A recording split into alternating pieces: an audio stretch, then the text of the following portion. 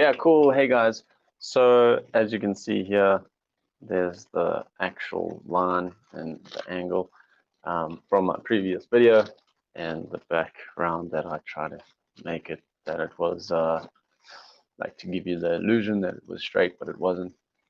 But yeah, so this video is just going to touch on the internal evidence inside that we have inside of the Bible to prove and show us why the Bible is a water level to our life. I was going to say a spirit level, but yeah, well, maybe the spirit level is the right term. But yeah, so we're going to dive into the internal evidence, right? And the method or the process that I'm going to reveal or show to you guys today is not a process that's specific for the Bible.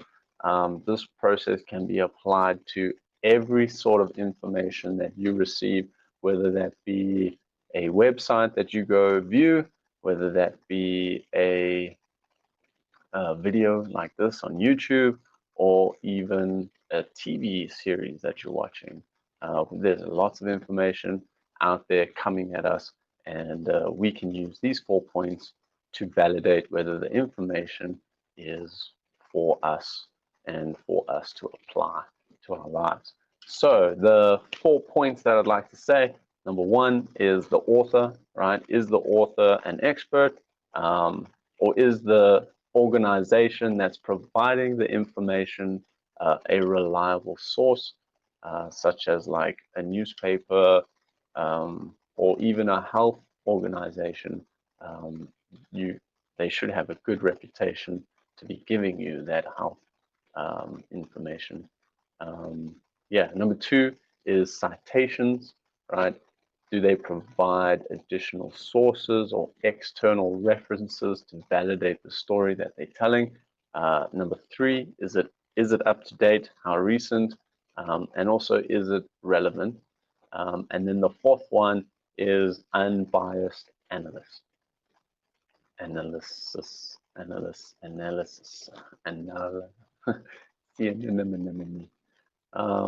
Cool.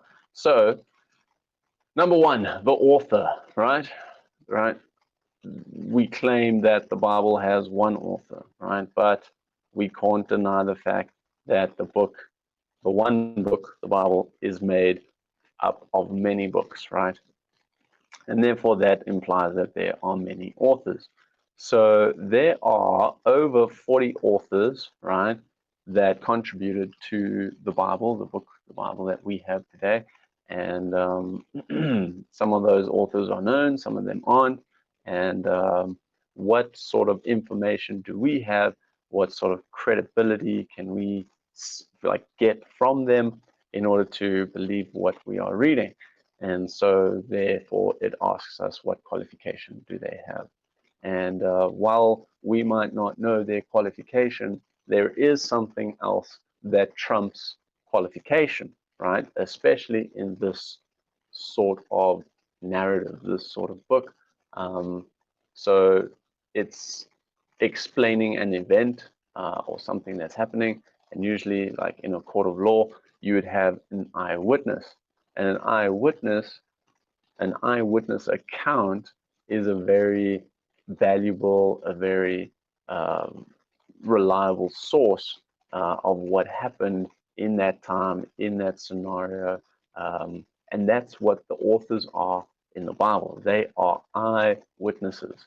Eyewitnesses hold all the authority. They can put the person at the scene. They can tell you what did happen, what didn't happen, and a lot of truth can come. From an eyewitness, and they can like sift out truth and false comments and stuff.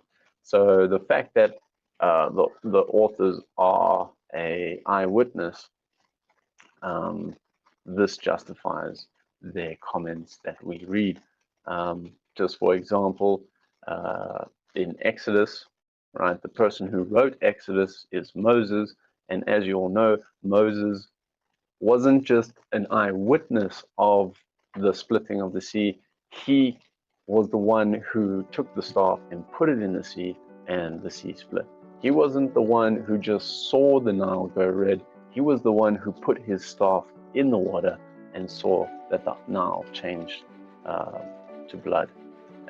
So that account alone is that he wasn't only an eyewitness, he was a participant, also justifies the author in the Bible. Then there's the second author that all the authors give their writings to, and that's God. How do we justify that the Bible was written by God? Well, the sheer evidence that we have, right? Let me just give you the picture, right? There are 62 different books in the Bible written by 40 plus authors, right? The authors were in different cities, right? They were in different countries, and they were in different time periods, right? That's quite difficult.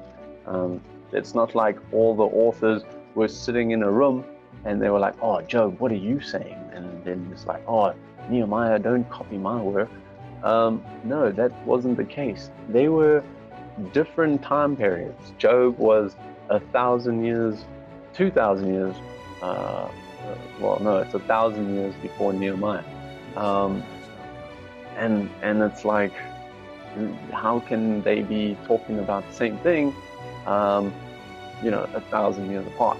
And the fact that that happened, the fact that that is happening, and that is something we can read and see, we have to then make the conclusion, the educated conclusion, that there is a divine author who is speaking, moving through the times, making sure that his message, his narrative, his story is being told to help us and guide us and lead us, right?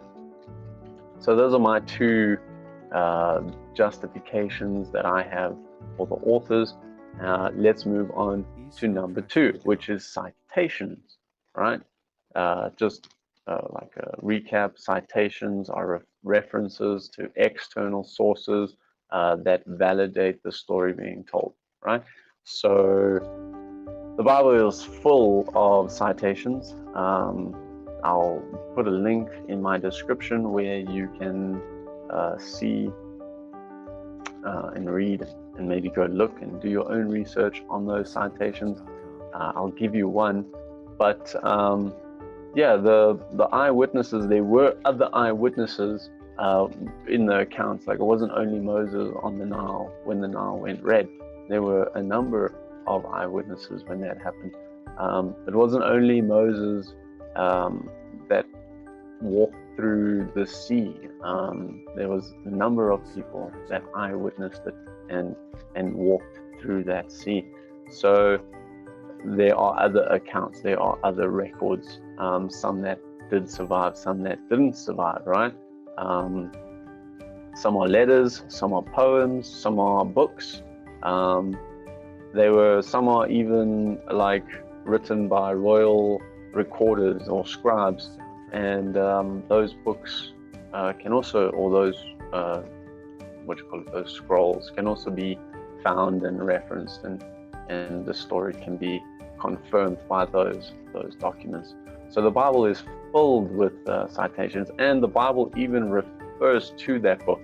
So the one that I'm going to give you as a example is the account of Joshua, right? When Joshua commanded the sun to stand still and the moon to stand still, God listened and the sun and the moon stood still. And I can't wait to give you guys, like, to expand on that story, but the sun stood still for a full day.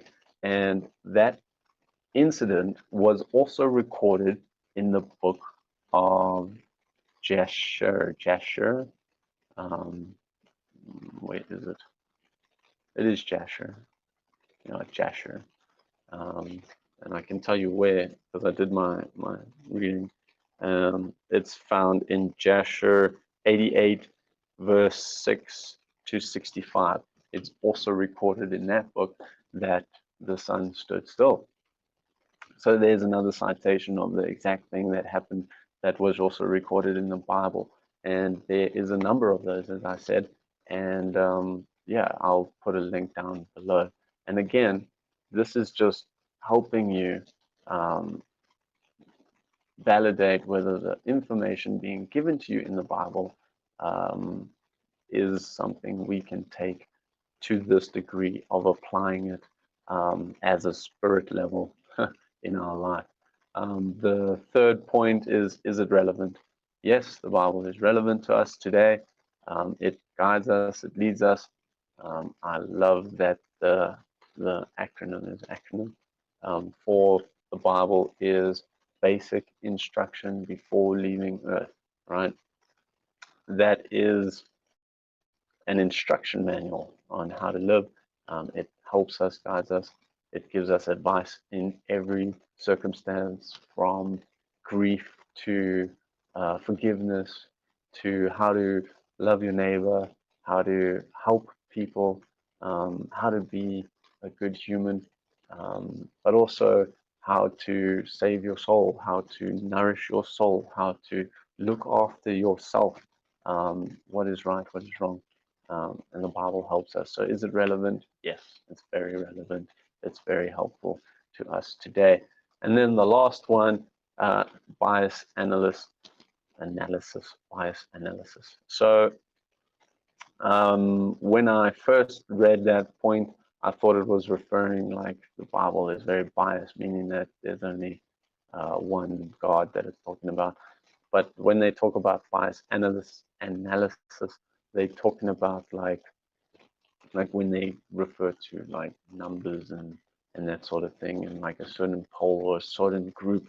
And the only bias that I personally could find, was that the bias of poor people, like it, or the, not maybe just poor people, but also like the underdog, to, like there was always a bias to the underdog, like God favors the poor and he favors the underdog.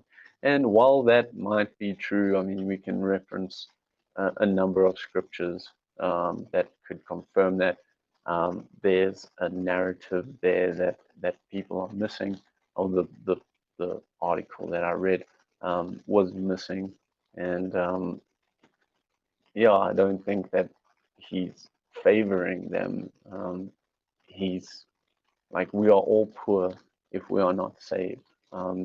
What good is being rich, having everything that you need, but yet there's that emptiness in your heart? What good is that? No, there is no good. Why do people that achieve everything, have everything, still find no accomplishment, no reason in life, no fulfillment, even though they've achieved what the world standard of, being successful and happy is?